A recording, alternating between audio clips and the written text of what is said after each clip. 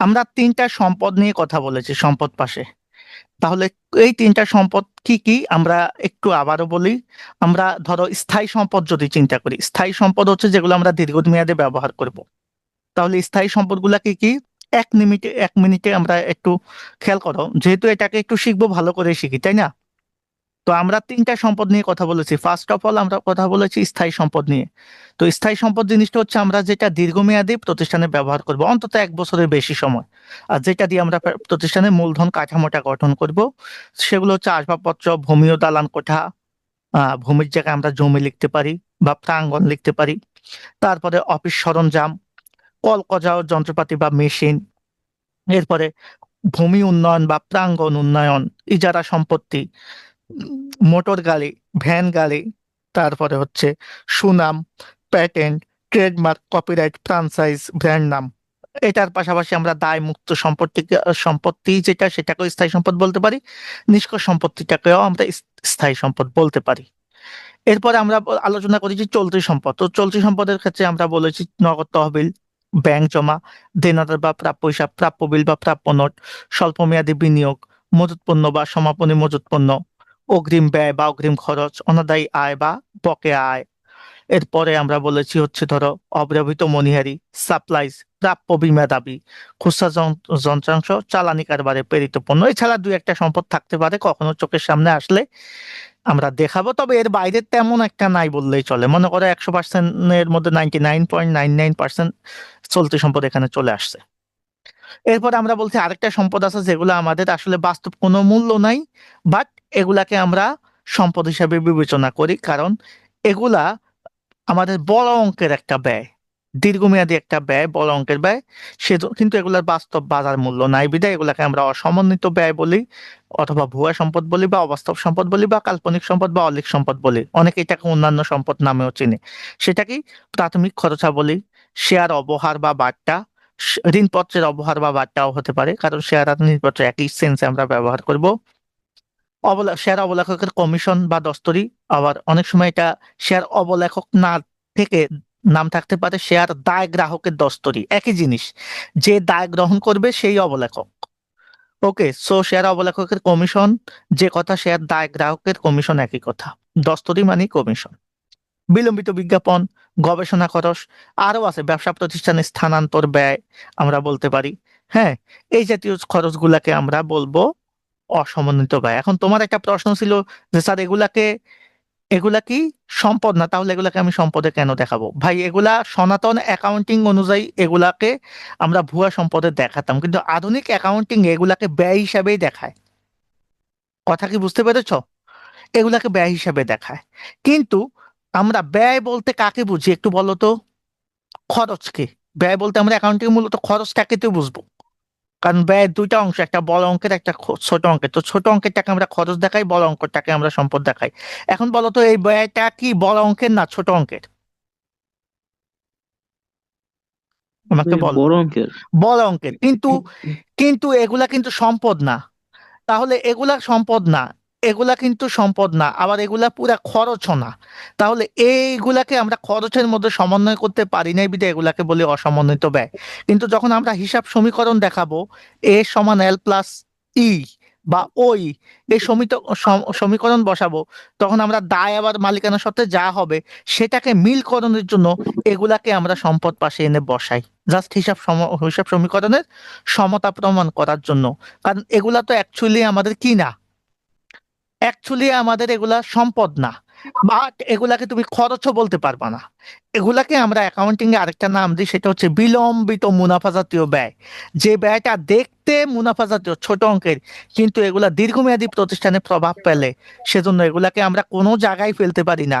But আমাদের হিসাবের সমতা মেলানোর জন্য এগুলাকে আমরা সাময়িকভাবে কোথায় দেখাই?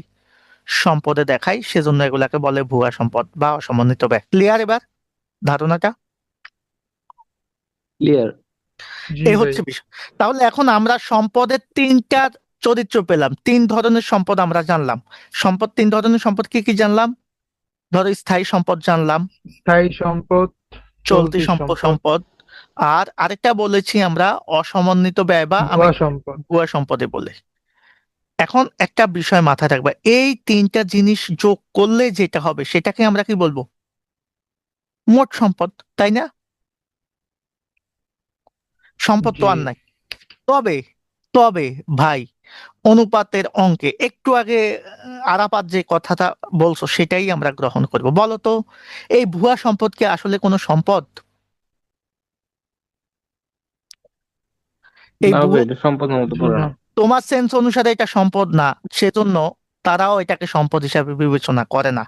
যার কারণে এই যে একটু আগে আমরা দেখিয়েছি বিনিয়োজিত মূলধন, তখন তুমি সম্পদ পাশের যোগফল থেকে কি বাদ দিয়ে দিয়েছো?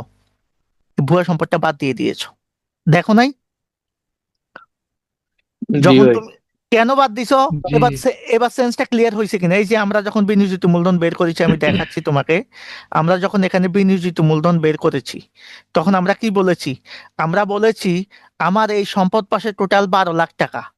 এই 12 লাখ টাকা থেকে আমি ভুয়া সম্পদ কত ছিল, এই যে দায় গ্রাহকের কমিশন মনে আছে, 30,000 টাকা কিন্তু আমি বাদ দিয়ে দিয়েছি। 30,000 বাদ। কেন বাদ দিছি? কারণ আর এটাকে আমরা দায় সম্পদ পাশ হিসাবে থেকে। স্বীকৃতি দিব না। আর সেটা চলতি দায় আলাদা বিষয়, বাদ দিছি। আমার কথা হচ্ছে, যখনই তোমাকে মোট সম্পদের পরিমাণ বের করতে বলবে, তাহলে তুমি কি কত টাকা লিখবে এখানে? মোট সম্পদ বের করতে বললে কত টাকা লিখবে বলো? আমরা তো সাধারণত জানি মোট সম্পদ মানে এই যত সম্পদ আছে সবগুলার যোগফল, কিন্তু আমরা কি মোট সম্পদ 12 লাখ টাকা লিখতে পারবো বলো? এই যে দায় গ্রাহকের কমিশন বাদ যাবে। না, পারবো না, কারণ এখান থেকে আমরা ভুয়া সম্পদ 30,000 টাকা বাদ দিয়ে দেবো। তাহলে মোট সম্পদ বের করতে বললে কি কত হবে? 11,70,000। এখন কি বুঝতে পেরেছো মোট সম্পদ কিভাবে বের করতে হবে? জি। জি ভাই। আরেকটা জিনিস তুমি এখানে বলতে পারো যে, ভাই আমি এই কাজ করব না, আমার এটা ভাল লাগে না, আমি একটা থেকে আরেকটাকে মাইনাস করতে আমার খুব কষ্ট লাগে, আমি এগুলা পছন্দ করি না, আমি সবসময় মানুষকে একসাথে রাখতে চাই, আর যাকে মাইনাস করবো তাকে দলে আনবো না, আমি সেই সেন্সে বিশ্বাসী। তাহলে তোমার কাছে একটা বুদ্ধি আছে। কি বুদ্ধি? এই দায় গ্রাহকের কমিশন 30,000 টাকাকে কাউন্ট করবা না, এটা ধরো নাই, এটা তো ভুয়া সম্পদ। তাহলে বাকি যে সম্পদগুলো আছে সেগুলা কি সম্পদ বলো তো? সম্পদ তো আমরা তিনটা বলেছি, একটা কি ভুয়া সম্পদ গেল, বাকি কি কি সম্পদ আছে বলো? স্থায়ী সম্পদ আর চলতি সম্পদ। ইয়াস, থ্যাংক ইউ ভেরি মাচ। তাহলে এই চলতি সম্পদ আর স্থায়ী সম্পদ যোগ করলেই আমরা কি পেয়ে যাব? মোট সম্পদ পেয়ে যাব। মোট সম্পদ। দেখো, সূত্র কি তোমাকে শেখানো লাগবে? তুমি কিন্তু সূত্র নিজে তৈরি করবা। আমি অনুপাতের অঙ্ক করাতে গেলে স্টুডেন্টদের বলি সূত্র আমরা বানাবো। তোমাকে যদি কখনো মোট সম্পদ বের করতে বলে, এখন তুমি এই যখন স্থায়ী সম্পদ আর চলতি সম্পদ যোগ করবা, দেখো তুমি এখানে স্থায়ী সম্পদ কোনটা পাচ্ছ? আমরা যা যা আলোচনা করেছি, এই যে দালান কোঠা আর কলকজ যন্ত্রপাতি, এই দুইটা। তাহলে তুমি স্থায়ী সম্পদ পাচ্ছ হচ্ছে 5 লাখ আর 2,50,000, মানে সাত দুইটা। লাখ 7,50,000 পাচ্ছ, খেয়াল করো। আর আর বাকি চলতি তিনটা আছে চলতি হিসাব। চলতি সম্পদ, তাহলে চলতি সম্পদ কি কি পাচ্ছ? মজুত পণ্য, অগ্রিম ব্যয়, প্রাপ্য হিসাব, অগ্রিম ব্যয় আর নগদ তহবিল, এই চারটা। তাহলে 2 লাখ, 1,50,000, 3,50,000, 3,70,000 আর 50, 4,20,000। এই 4,20,000 টাকা তুমি চলতি সম্পদ পাচ্ছ। এবার এই দুইটা যোগ করো, 7,50,000 আর 4,40,000 যোগ, 4,20,000 যোগ করো, তাহলে কত হয়?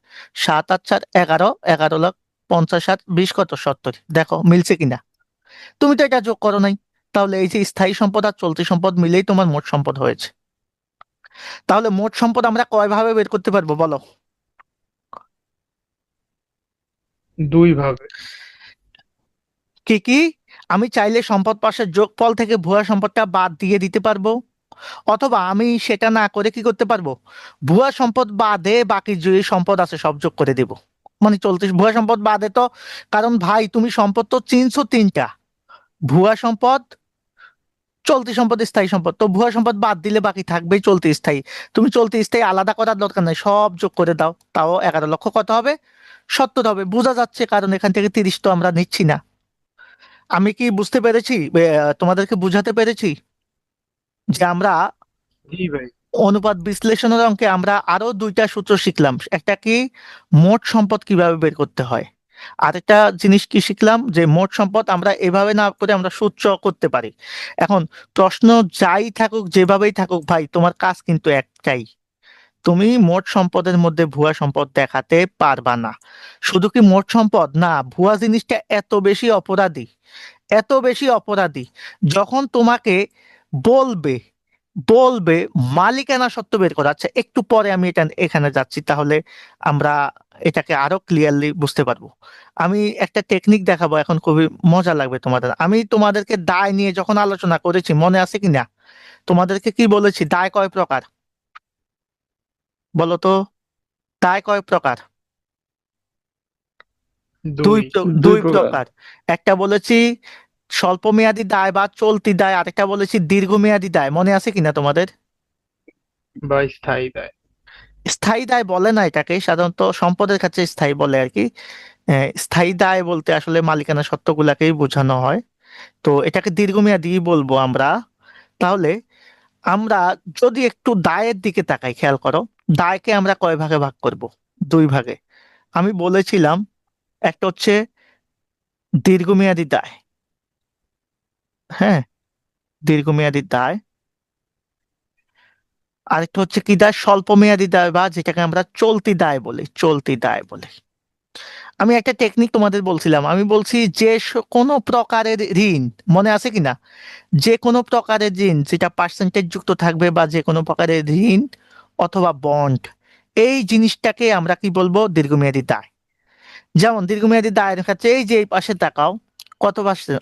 8% ঋণ আছে, তাহলে এটা কি দায়? এটা একটা দীর্ঘ দীর্ঘমেয়াদী। দায়। তো আমি বলছি যে কোনো প্রকারের ঋণ বা বন্ড লেখা থাকলে সেটা ঋণ দীর্ঘমেয়াদী। ঋণ আর বন্ড বাদে যা আছে সব হচ্ছে চলতি দায়। হ্যাঁ, তাহলে বাকি যত দায় থাকবে সব চলতি দায়, সোজা কথা। আর দায় বলতে আমরা কাকে বুঝবো? আমাদের সম্পদের উপর কার দাবি? বাহিরের পক্ষের দাবি। মনে আছে কিনা? এটা আমরা হিসাব সমীকরণেও জি জি। বলছি, বাহিরের পক্ষের দাবি বা তৃতীয় পক্ষের দাবি, যেটা আমাদের প্রতিষ্ঠানের ভিতরে না, বাহিরে, সেটাকে দায় বলবো। আর আর দ্বিতীয় পক্ষ হচ্ছে মালিক। আর মালিকের ভিতরের পক্ষ বা দ্বিতীয় পক্ষ বা মালিকের দাবিকে আমরা কি বলবো? মালিকানা সত্ত্ব। তো মালিকানা সত্ত্ব আর দায়ের মধ্যে পার্থক্য হচ্ছে, এটা মালিকের দাবি আর এটা হচ্ছে বাইরের পক্ষের দাবি। তো এখন মালিকের দাবি মালিকানা সত্ত্ব, তো মালিকানা সত্ত্বের মধ্যে আমরা আলোচনা করেছি কিনা মনে আছে? শেয়ার ইস্যুর অঙ্কে কি কি আলোচনা করেছি মনে আছে? শেয়ার ইস্যুর অঙ্কে কি মূলধন গুলা মনে আছে? শেয়ার মূলধন, ওই যে অনুমোদিত মূলধন, এগুলা সব মালিকরা দেয় যারা শেয়ার কিনে তাদের। তাহলে শেয়ার মূলধনটা কি বলতো? একটা মালিকানা সত্ত্ব, তাই না? মালিকানা সত্ত্ব। এরপরে আমরা সঞ্চিতি ও উদ্বৃত্ত দিয়ে একটা হেডিং দিয়েছি, শেয়ার অধিহার, মনে আছে কিনা? সঞ্চিতি ও উদ্বৃত্তি দিয়ে। তাহলে এই যে সাধারণ সঞ্চিতি, এটাও একটা মালিকানা সত্ত্ব। এখন আমার কথা হচ্ছে, আমি তোমাকে দীর্ঘমেয়াদী দায় চিনালাম, 10% ঋণ বা যে কোনো প্রকারের ঋণ বা বন্ড। আর এখানে আমরা চলতি দায় চিনবো, চলতি দায় চিনবো। চলতি দায়গুলা চিনলে মালিকানা সত্ত্বগুলা তোমার আর চেনা লাগবে না। সো আমরা চলতি দায়গুলা খুব ভালোভাবে এখন চিনবো। তাহলে তাহলে আমরা দায় সংক্রান্ত আলোচনা করতেছি। তো দীর্ঘমেয়াদী দায় আমরা পড়েছি, এখন আমরা চলতি দায়গুলা দেখবো। দেখো চলতি দায়গুলা কি কি আছে, আমরা একটু যদি সুন্দরভাবে দেখি। আমাদের ব্যাংক জমাতিরিক্ত আছে, তদেয় হিসাব, বা এটাকে আমরা কি নামে চিনি? পাওনাদার। পাওনাদার। প্রদেয় বিল বা প্রদেয় নোট, ঠিক আছে? বকেয়া খরচ বা বকেয়া ব্যয়। প্রদেয় লভ্যাংশ, বা আমরা বলতে পারি ঘোষিত লভ্যাংশ। আচ্ছা, এটা লেখো প্রদেয় কর, ঠিক আছে? অগ্রিম আয় কি লেখা নাই? অগ্রিম আয় বা অনুপার্জিত আয়, মনে আছে কিনা? তোমাদেরকে পড়াইছি, এটা একটা দায়। অগ্রিম বা অনুপার্জিত আয়, অনুপার্জিত আয়, এটা একটা দায়। মনে আছে? মানে কাজ করার আগেই টাকা নিয়ে নিয়েছো তোমার মক্কেলের কাছ থেকে, সো এটা অগ্রিম জি আয় বা জি। অনুপার্জিত আয় বা অনার্জিত আয়, এটাকে আমরা দায় বলবো। এরপর আমরা বলবো হচ্ছে প্রস্তাবিত বা ঘোষিত লভ্যাংশ। খেয়াল করো, প্রস্তাবিত বা ঘোষিত লভ্যাংশ, ঘোষিত লভ্যাংশ। এরপর আমরা এখানে লিখবো দাবিহীন লভ্যাংশ, দাবিহীন লভ্যাংশ।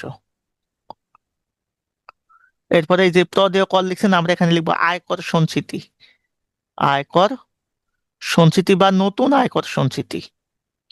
এখানে সামনে নতুন লিখলাম।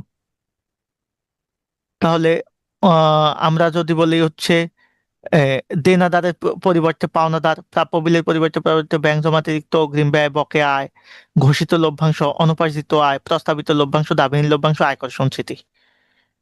এরপরে আমাদের আর তেমন কিছু নাই। যে কোনো খরচ বকেয়া থাকলে সেটা দায়। দেখো তো এই দায়গুলা কি আমরা চিনি সবগুলা? একটু একটু যদি চলতি দায়গুলা চিনে যাই তাহলে কিন্তু আমাদের অঙ্ক মোটামুটি শেষ। কি কি আছে আমরা একটু দেখি। ব্যাংক জমাতিরিক্ত আমরা চিনি যে আমি ব্যাংক ব্যাংকে যত টাকা জমা মানে রেখেছি, কয়টা হইলো? ধরো অগ্রিমায়, ঘোষিত বা আমি প্রস্তাবিত বলি, লভ্যাংশ। এক হচ্ছে ব্যাংক জমাতিরিক্ত, দুই প্রদেয় হিসাব, তিন প্রদেয় বিল বা নোট, চার বকেয়া খরচ বা বকেয়া ব্যয়, পাঁচ হচ্ছে প্রদেয় লভ্যাংশ, ছয় প্রদেয় কর, হ্যাঁ, সাত হচ্ছে সাত, আয়, অগ্রিম আয়। অগ্রিম আয় বা অনুপার্জিত আয়, আট হচ্ছে ধরো প্রস্তাবিত লভ্যাংশ বা ঘোষিত লভ্যাংশ, নয় দাবিহীন লভ্যাংশ, দশ নতুন আয়কর সঞ্চিতি। ঠিক আছে। এর মধ্যে একটা বিষয় আমি টেকনিক্যাল অনেক আগে বলেছি যে যে কোনো কিছুর আগে যদি প্রদেয় বা দেয় থাকে, মনে আছে রেমিল করানোর সময় বলছি, জি ভাই, দেওয়া সেটা থাকলে ওটা হচ্ছে দায় দায়। দিতে হবে। তো দায় মানে তো ঋণ ছাড়া তো বাকি যত দায় আছে সব কি দায়? চলতি দায়। তো তুমি যেখানে চলতি যেখানে দায়। প্রদেয় দেখতেছো, এই যে প্রদেয় এখানে কয় জায়গায় আছে দেখো, প্রদেয় হিসাবে আছে, প্রদেয় বিলে আছে, প্রদেয় লভ্যাংশতে আছে, প্রদেয় করে আছে, এছাড়াও আরো অনেক জায়গায় দেখবা প্রদেয় থাকবে। তো প্রদেয় মানেই চলতি দায়। বুঝতে পেরেছো? একটা টেকনিক তুমি অনেক জায়গায় ইউজ করতে পারো, সেটা তোমার ডিপেন্ড করবে তোমার আসলে বেসিকটা কতটুকু ক্লিয়ার হয়েছে। আমার সেজন্য আমি বলি আমার ক্লাসের প্রত্যেকটা আলোচনা তোমাদের জন্য গুরুত্বপূর্ণ, কারণ সেই কথাগুলাই আমাদের সামনে লাগবে যেগুলো আমি আগে বলে গিয়েছি। সো প্রদেয় মানেই দায়। তাহলে এই 10টা দায়, এখন এখানে আমার কাছে যেটা মনে হয়, তোমরা যদিও আমাকে বলো নাই, এখানে দুই তিনটা জিনিস তোমাদের কাছে নতুন লাগবে। যেমন ঘোষিত লভ্যাংশ জিনিসটা কি, এটা এখনো বোঝো নাই, কারণ এটা আমাদের আর্থিক বিবরণের জিনিস। দাবিহীন লভ্যাংশটা কি, এটা দায় বুঝতে পারছো, বাট এটা জিনিসটা কি বোঝো নাই। নতুন আয়কর সঞ্চিতি কি সেটাও বোঝো নাই, তাই না? তারপর এ- হচ্ছে নতুন আয়কর সঞ্চিতি, এটা হ্যাঁ, নতুন। আমি জানি ভাই এগুলো, ওই, এই জিনিসগুলো তোমরা জানবা না। হ্যাঁ বলো। মানে অগ্রিম আয়ের পরের তিনটাই বুঝিনি। সেটা সেটা বুঝবা না, কারণ এগুলা কখনো এর আগে তোমাদের সামনে আসে নাই বা আসার কথা না। এই জিনিসগুলা মূলত আমাদের দ্বিতীয় পত্রের আর্থিক বিবরণী, দ্বিতীয় পত্রের পঞ্চম অধ্যায়। আমরা করতেছি দ্বিতীয় পত্রের ষষ্ঠ অধ্যায়। তো তুমি এটা ওটা না করার কারণে এটা নতুন লাগতেছে। সেজন্য আমি সবসময় স্টুডেন্টদের বলি, আর্থিক বিবরণী করে ফেললে তোমার অনুপাতের অঙ্ক লাগবে মনে করো একটা ক্লাস, খুবই সহজে ইজিলি করতে পারবা। তো আসলে আমরা একটু ব্যাখ্যা দিয়ে দিই, যদিও আর্থিক বিবরণীর সময় সেগুলা নিয়ে ডিটেলস কথা বলবো, আমি জাস্ট সংক্ষেপে আলোচনা করতেছি, কারণ এটা তো সেটা ব্যাখ্যামূলক ক্লাস না, এটা আমাদের অনুপাতের অঙ্ক। তারপরে প্রথমে আমরা যে বিষয়টা নিয়ে কথা বলবো সেটা হচ্ছে ধরো আমাদের প্রস্তাবিত লভ্যাংশ। প্রস্তাবিত লভ্যাংশ বা ঘোষিত লভ্যাংশ দিয়ে কি বুঝো? মনে করো তুমি হচ্ছে এবিসি কোম্পানির মালিক, খেয়াল করো। আমরা তুমি হচ্ছে এবিসি কোম্পানির মালিক, এবিসি কোম্পানি কি করছে, এই বছর ঘোষণা করছে বা প্রস্তাব করছে, তারা একটা প্রস্তাব করছে কি, এই বছর আমি আমার শেয়ার হোল্ডারদেরকে 50,000 টাকা লভ্যাংশ দেব, লভ্যাংশ দেব, লভ্যাংশ প্রদান করা হবে, এরকম একটা ঘোষণা দিয়েছে। এটার নামই হচ্ছে ঘোষিত লভ্যাংশ। বুঝতে পেরেছো কিনা? কোম্পানি যখন আয়ের উপর লভ্যাংশ মানে ভবিষ্যতে, তো ভাই লাভের একটা অংশ হ্যাঁ, না? আয়ের উপর ভবিষ্যতের লভ্যাংশ ঘোষণা দেয়, যে আমার কোম্পানির যত লাভ হবে তার একটা অংশ, মানে 50,000 টাকা আমি শেয়ার হোল্ডারদেরকে এবার এমনিতে দিয়ে দিব লাভ হিসাবে। তাহলে কোম্পানি এই যে লভ্যাংশ দেওয়ার ঘোষণা দিয়েছে বা লাভের অংশ শেয়ার হোল্ডারদের সাথে শেয়ার করার ঘোষণা দিয়েছে, এটার নামই কি লভ্যাংশ, ঘোষিত লভ্যাংশ। আর এটা যেহেতু কোম্পানি প্রস্তাব করেছে, অনেকে এটাকে প্রস্তাবিত লভ্যাংশ বলে। বুঝতে পেরেছো? এখন তুমি জি বলো ভাই। তো, এটা কোম্পানি ঘোষণা করেছে কাকে দিবে, শেয়ার হোল্ডারদের দিবে। কোম্পানিকে এখনো দিয়েছে না দেয় নাই? এখনো কিন্তু কোম্পানি সেটা দেয় নাই, জাস্ট ঘোষণা দিয়েছে। আর ঘোষণা দিলে সেটা কি দিতে হবে না, কারণ এটা তো তোমার প্রাতিষ্ঠানিক আইন, তাহলে সেটা তোমাকে দিতে হবে। সো ভবিষ্যতে যা দিতে হবে সেটাই তোমার কি দায়। বুঝতে পেরেছো? তো এটা তো কোম্পানি ঘোষণা করবে নাকি মালিক? হ্যাঁ, অবশ্যই কোম্পানি ঘোষণা করবে, এটা কোম্পানির জিনিস, মালিক না। এক মালিক, যৌথ মূলধনী ব্যবসায় মালিক হয় না, ওখানে মেইন মালিক হচ্ছে শেয়ার হোল্ডারগণ, সেক্ষেত্রে তাদেরকে বলা হয় শেয়ার হোল্ডার। ওখানে একজন মালিক না, এটা তো আর এক মালিকানা প্রতিষ্ঠান না। সেন্সটা নিতে হবে তোমাকে কোম্পানির সেন্সে, বুঝতে পেরেছো? সো কোম্পানি শেয়ার হোল্ডারদের লাভের অংশ ঘোষণা করেছে, সেজন্য শেয়ার হোল্ডারদের কাছে কোম্পানি দায়বদ্ধ। ক্লিয়ার? বুঝতে পারছি। এটা হচ্ছে। এবার দাবিহীন লভ্যাংশটা কি? দাবিহীন লভ্যাংশটা সংক্ষেপে আলোচনা করে দিচ্ছি। এটাকে দাবিহীন লভ্যাংশ বলে, অনেকে এটাকে বলে অদাবিকৃত লভ্যাংশ। অদাবিকৃত লভ্যাংশ, খেয়াল করবা, খুবই গুরুত্বপূর্ণ আলোচনা এটা। অনেকে এটাকে নিজ দাবি লভ্যাংশ বলে। নিজ দাবি লভ্যাংশ, তিনটা নাম আছে এটার। কি কি নাম? তিনটা কি কি? দাবিহীন লভ্যাংশ, অদাবিকৃত লভ্যাংশ, নিজ দাবি লভ্যাংশ। বুঝতে পেরেছো? বুঝছো কিনা? জি ভাই। বুঝতে আচ্ছা, পারছি। কোম্পানি ধরো শেয়ার হোল্ডারদের লভ্যাংশ দেওয়ার কথা বলছে 50,000, তাই না? এটা ঘোষিত লভ্যাংশ ছিল। তো এই 50,000-এর মধ্যে কোম্পানি ধরো 30,000 লভ্যাংশ দিয়ে দিয়েছে, 30,000 শেয়ার হোল্ডারকে 30,000 টাকার লভ্যাংশ প্রদান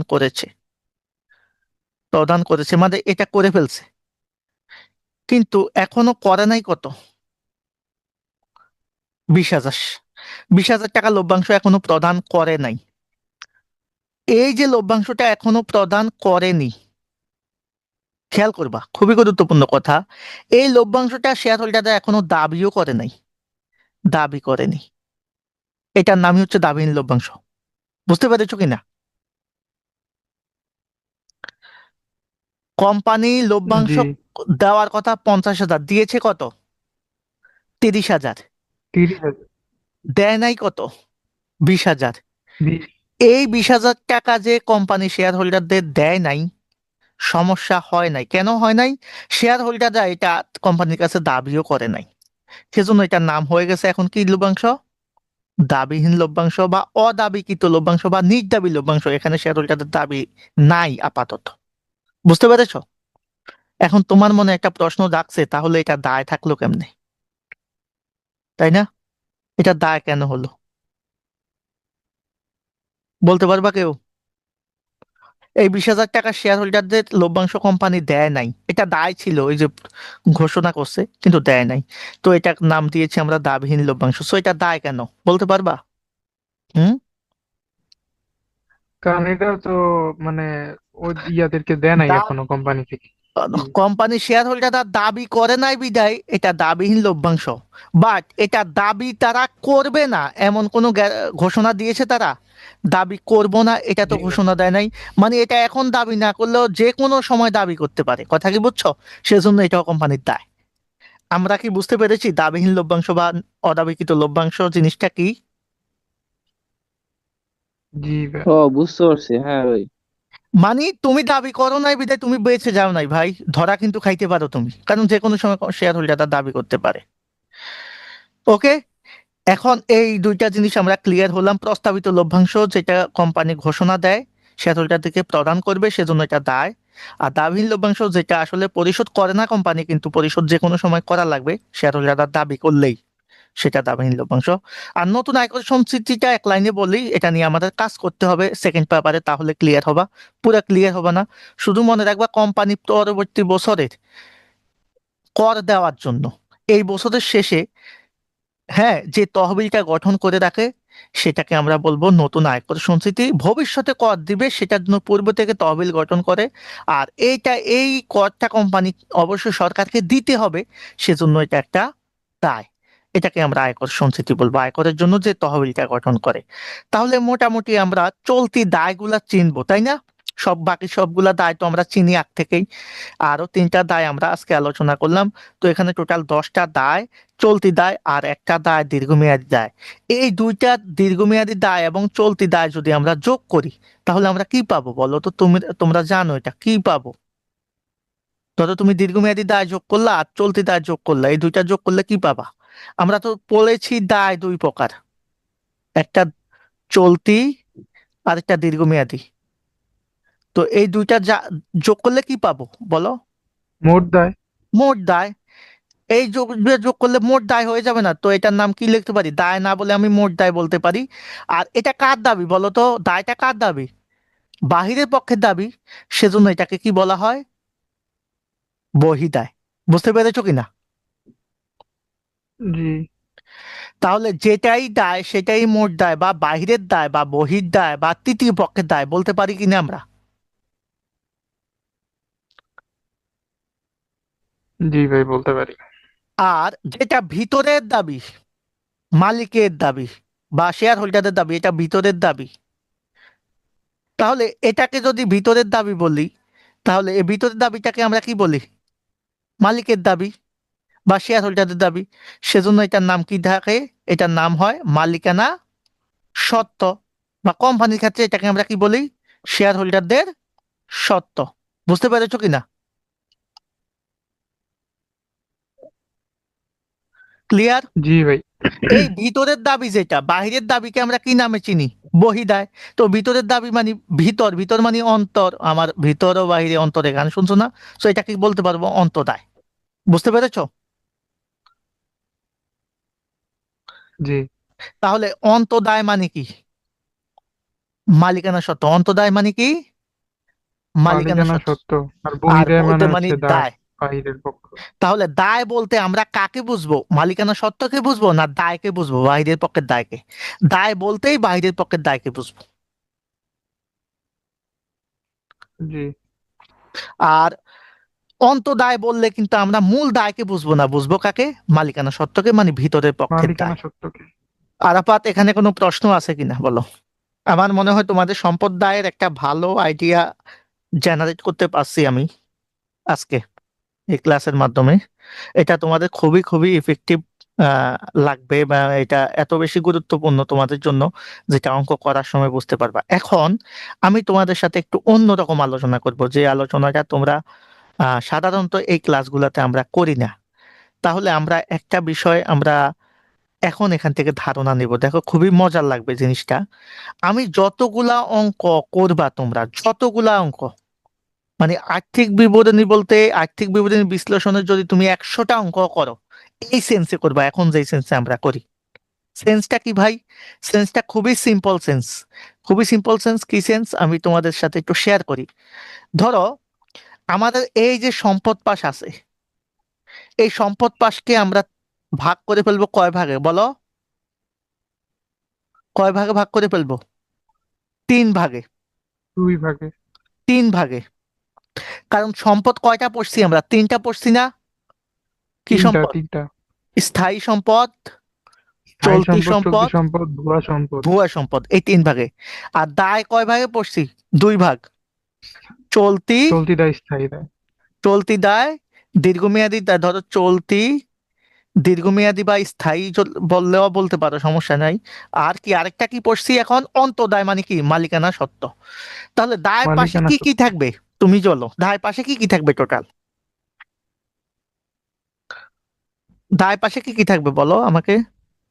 বাহিরের পক্ষের যে দায়টা ওটাই থাকবে। না, এখানে দায় পাশে দায়ত আছে, মালিকানা সত্ত্ব আছে। কারণ খেয়াল করো, এই মালিকানা সত্ত্বকে কিন্তু আমরা অন্তদায় বলতেছি, মানে এটা ভিতরের দায়, বাট দায় তো, যদিও এটাকে আমরা মূল দায়ের মধ্যে দেখাই না, বাট এটা এই দায় পাশে আমাদের মালিকানা সত্ত্বগুলোও থাকে। তার মানে দায় পাশে আমরা 2 ধরনের দায় পাবো। একটা হচ্ছে দীর্ঘমেয়াদী দায়, আর একটা হচ্ছে কি দায়? চলতি দায়। এছাড়া দীর্ঘমেয়াদী দায় আর চলতি দায় মানে মোট দায়, এছাড়া কি থাকবে? মালিকানা সত্ত্ব। বুঝতে পেরেছো কিনা?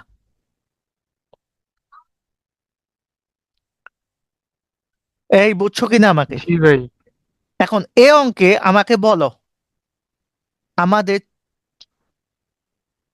মালিকানা সত্ত্ব কত, দায় কত, বলতে পারবা কিনা এই অঙ্কে? এই অঙ্কে মোট দায় এবং মালিকানা সত্ত্ব মিলে 12 লাখ আসছে। আর মোট সম্পদও 12 লাখ হবে, কারণ আমরা জানি হিসাব সমীকরণে দায় আর মালিকানা সত্ত্ব যত হয় সম্পদও তত হয়, এটা তো আমরা আগ থেকেই জানি। এখন বলো তো, দায়ের মধ্যে আমরা কয়টা দায় পাইলাম? চলতি দায় পাইলাম, দীর্ঘমেয়াদী দায় পাইলাম, তাই না? এটাকে আমরা মোট দায় বলবো। তাহলে দায় পাইছি কত এখন? একটু আমরা যদি একটু মার্ক করে দেখাই, দীর্ঘমেয়াদী দায় কত পাইছো বলো? দীর্ঘমেয়াদী দায় আজীবন পর্যন্ত একটা বললাম না, 8% ঋণ। তার মানে দীর্ঘমেয়াদী দায় হচ্ছে 2,50,000 টাকা। বুঝছো কিনা আমার কথা? একটু বুঝতে হবে। আর চলতি দায় পাইছি আমরা কয়টা? আমরা যে চলতি দায় একটু আগে শিখে আসছি সেটার মধ্যে কি কি আছে দেখো। তদেয় হিসাব, ব্যাংক জমাতিরিক্ত, আর বকেয়া খরচ। মানে 1,40,000 আর 10, 1,50,000। তাহলে আমার টোটাল দায় কত দাঁড়ালো? এটাকে আমি মোট দায় বলতে পারি, বা কি বলতে পারি বলো? বহিদায় বলতে পারি, বাইরের পক্ষে যে দায়। বলো কত, কত লক্ষ দাঁড়ালো টোটাল? 4 লক্ষ। আমি কি 4 তোমাদের লক্ষ ভাই। এই জিনিসটা কি বুঝছো? দুইজনেই আমাকে বলো এখানে কোনো কনফিউশন আছে কিনা তোমাদের নিজেদের। জি না ভাই। আরাফাত, এখানে কোনো কনফিউশন বা কোনো জিজ্ঞাসা আছে কিনা একটু বলতে পারো, যে আমি 4 লাখ কিভাবে দেখালাম। আমরা দীর্ঘমেয়াদী দায় আর চলতি দায় তো শিখে আসছি, এখন তোমাকে আমি একটা কথা বলি। তুমি যদি ভাই, এখানে আমরা জানি টোটাল 3 ধরনের আইটেম থাকে। তুমি ভাই দুইটা চিনে গেছো, চলতি দায়ও চিনো, তুমি দীর্ঘমেয়াদী দায়ও চিনো। তো টোটাল 12 লাখের মধ্যে 4 লাখ পেয়ে গেছো, তার মানে বাকি 8 লাখ কি? দায় ছাড়া বাকিটা যেটা, সেটাকে আমরা কি বলি? মালিকানা সত্ত্ব। তাহলে মালিকানা বাকিটা, সত্ত্ব। তাহলে সত্য। বাকিটা মালিকানা সত্ত্ব। এখন মালিকানা সত্ত্ব তোমার চেনার দরকার নাই, তুমি চিনোই না, একটাও চিনো না, তাহলে বাকি 8 লাখ। কারণ দায় আর মালিকানা সত্ত্ব মিলেই তো ভাই আমার 12 লাখ। তো এই 12 লাখের মধ্যে আমি যেহেতু 4 লাখ পাইছি এই দুইটা দায়, আর বাকি সব 8 লাখ মালিকানা সত্ত্ব। এখন কথা হচ্ছে আমি এখন দেখবো আসলে মালিকানা সত্ত্ব 8 লাখ কিনা। দেখো, আমার এই ঋণ তো দীর্ঘমেয়াদী দায় গেল, এই 3টা চলতে দায় গেল, তাহলে মালিকানা সত্ত্ব আছে কত তাহলে? দুইটা, এই যে শেয়ার মূলধন আর সাধারণ সঞ্চিতি। তো 6 লাখ আর 2 লাখ, 8 লাখ। বুঝতে পেরেছ? তোমাকে প্রত্যেকটা অঙ্ক করার সময় এভাবে দায় কত, চলতি দায় কত, দীর্ঘমেয়াদী দায় কত, মালিকানা সত্ত্ব কত, সেটা আলাদা করে খুঁজে নিতে হবে। পারবা না? এই প্রশ্ন থেকেই তোমাকে খুঁজে বের করতে হবে, এটা কিন্তু প্রশ্ন। এই সম্পদ আর দায় এভাবে লেখা থাকবে, এটা একটা প্রশ্ন। বুঝছো কিনা? জি। মনে হয় কথা শুনে মনে হয় যে এখনো এই কনফিউশন আছে। সাধারণ সম্পত্তিটা বুঝিয়ে দিলে ভালো হয়। আচ্ছা বুঝাবো, কিন্তু তুমি চেনার দরকার নাই। তুমি সাধারণ সঞ্চিতিকে কি কোনো দায়ের মধ্যে দেখছো? মানে আমার কথা হচ্ছে, তুমি তো দুইটা জিনিস ঠোঁটস্থ করবা। দীর্ঘমেয়াদী দায় মানে একটা, আজীবন পর্যন্ত একটা। আর চলতি দায় আমরা কয়টা শিখছি এখন বলো? 10টা। কথার কথা। তাহলে এই দুইটা বাদে বাকি যা দেখবা, অচেনা যা, তাই কি হয়ে যাবে? মালিকানা সত্ত্ব। আরো সহজ করে কিভাবে বলবো? এই দুইটা বের করার পর মোট দায় পাশের যে যোগফলটা আছে সেটা থেকে এই দুইটা বাদ দিয়ে দাও, বাকি যত টাকা আছে সবই কি সত্ত্ব? মালিকানা মালিকানা সত্ত্ব। সত্ত্ব। মালিকানা সত্ত্ব মানে যে এখন দায়টা বাইর করলেই হ্যাঁ, মালিকানা তোমাকে সত্ত্ব। আমি সহজ এটা দেখালাম, তোমার সব চেনার দরকার নাই ভাই। মনে করো তোমার সামনে 3জন ব্যক্তি আছে, তুমি জানো এর মধ্যে 2জন লোক অপরাধ করে নাই, তাহলে বাকি অপরাধীকে তোমাকে আর বলে দিতে হবে? তোমাকে তো বলে দিতে হবে না। তুমি দেখতেছো যে তোমার ঋণ হচ্ছে দীর্ঘমেয়াদী দায়, তুমি দেখতেছো, খেয়াল করো, তুমি পাচ্ছো যে ঋণ দীর্ঘমেয়াদী দায়, আর এই 3টা হচ্ছে আমার চলতি দায়। তার মানে এই ঋণ 2,50,000 আর এখানে 1,50,000, 4 লাখ হচ্ছে আমার মোট দায়। তাহলে আমি দায় যদি 4 লাখ পাই পাই ভাই, আমার দায় পাশে এখানে আছে 12 লাখ, তার মানে অবশ্যই বাকি 8 লাখ কি হবে আমার? দায় ছাড়া বাকি যেটা মালিকানা সেটা সত্ত্ব। মালিকানা সত্ত্ব। এখন বাকিটা তুমি ভাই খুঁজে ঋণ তো দেখো। একমাত্র দীর্ঘমেয়াদী দেয়। হ্যাঁ, ঋণ শুধু দীর্ঘমেয়াদী মানে দায়। ঋণই তো একমাত্র দীর্ঘমেয়াদী দীর্ঘমেয়াদী, দেয়। হ্যাঁ, ঋণই একমাত্র দীর্ঘমেয়াদী দায়। তো এটা তো সহজ হয়, এটা বলে দিলাম তোমাকে। ঋণ বা বন্ড। ঋণ বা বন্ড। এখন দেখো, আমি তোমাদের আরো কয়েকটা অঙ্ক জাস্ট আমি তোমাদের সুবিধার্থে দেখাচ্ছি, যে অঙ্কটা বুঝতে পারলে সহজ, এভাবে তোমাকে কেউ পড়াবে না তো।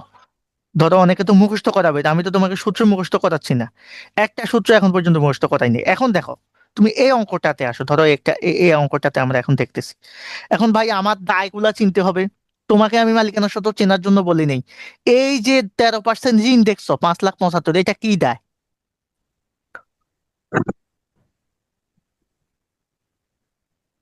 এটা কি? 13% ঋণ কোনটা এটা? ভাই? এই যে 13% ঋণ দেখা মানে যাচ্ছে, এটা তো দীর্ঘমেয়াদী দেয়। এটা তাহলে হচ্ছে দীর্ঘমেয়াদী ব্যয়। এটা দীর্ঘমেয়াদী দায়। এবার তুমি দেখো প্রদেয় হিসাব, ব্যাংক জমাতিরিক্ত, বকেয়া দায় সমূহ, এই 3টা জিনিসই কি দায়? চলতি দায়। তাহলে চলতি দায়। চলতি। এখন তুমি আমাকে বলো, এখানে দীর্ঘমেয়াদী দায় হচ্ছে 5,75,000, তুমি দেখো নিজে করবা। আর চলতি দায় হচ্ছে কত, এই যে 2,75,000 আর 75 কত, 3,50,000 আর 30, 3,80,000। তাহলে এখন তুমি টোটাল প্রতিষ্ঠানের দায় পেয়ে যাচ্ছ কত, তুমি টোটাল প্রতিষ্ঠানের দায় পেয়ে যাচ্ছ ধরো 0,0,0, আর এখানে 5,0,5, আর এখানে কত, 8, 7, 15, 5, হাতে থাকে 1, 9, তুমি পেয়ে যাচ্ছ 9,55,000। এই 9,55,000 তোমার প্রতিষ্ঠানের মোট দায় বা দায়, বুঝতে পেরেছো? এখন আমার দায় পাশে টোটাল আছে কত, 29,85,000। তাহলে তোমার মালিকানা সত্ত্ব কত হবে তুমি বলতে পারবা না? মুখস্থ বলে দিতে পারবা? কিভাবে পারবা? তুমি এই 29,85,000 থেকে কি বাদ দিয়ে দিবা, তোমার দায়টা বাদ দিয়ে দিবা, 9,55,000 বাদ দিয়ে দিলা। বুঝতে পেরেছো কিনা? বাকিটা তোমার জি। মালিকানা সত্ত্ব। এখন দেখো, বাকিটা যে মালিকানা সত্ত্ব, তাহলে এই 29,85,000 থেকে 9,55,000 বাদ দিলে তোমার হবে 20,30,000। তো এই যে 20,30,000 টাকা তোমার মালিকানা সত্ত্ব, তুমি এটা মাইনাস করে বের করলাম, এই যে মোট যোগফল থেকে দায়টা বাদ দিয়ে মাইনাস করলাম, পারলা না? এখন তুমি প্র্যাকটিক্যালি আসো, জি। তোমার এগুলা ছাড়া আর তো কোনো দায় নাই আছে এই অঙ্কে, এই এই চারটা ছাড়া আর কোনো দায় আছে? এটা দীর্ঘমেয়াদী দায়, এই তিনটা হচ্ছে চলতি দায়, আর কোনো দায় আছে তোমার, বলো আমাকে। না। নাই। তার মানে বাকি যে দুইটা আছে এই দুইটা মালিকানা সত্ত্ব। তাহলে তুমি এই দিকে দেখো, 16,00,000 আর 4,30,000, 20,30,000। এখন তুমি বলো, তোমার কি মালিকানা সত্ত্ব চেনা লাগতেছে? চেনা লাগতেছে না। তোমার বন্ধু চিনলে শত্রু এমনিতেই বের হয়ে যাবে। জি। আমি কি তোমাদেরকে বুঝাতে পেরেছি বিষয়টা কিভাবে তোমরা হ্যান্ডেল করবা? বুঝতে পারছি জি ভাই। ভাই, বুঝতে পারছি। এই হচ্ছে বিষয়। তো এগুলা এমন একটা বিষয়, তুমি যদি মোটামুটি টেকনিক্যালি সব না শিখে কিছু টেকনিক্যাল জিনিস মাথায় রাখতে পারো, তোমার কিন্তু একটু চাপ পড়ে না। সো এটা একটা এটা বিষয় কি আমরা। বলো? হ্যাঁ। না ভাই, কিছু না।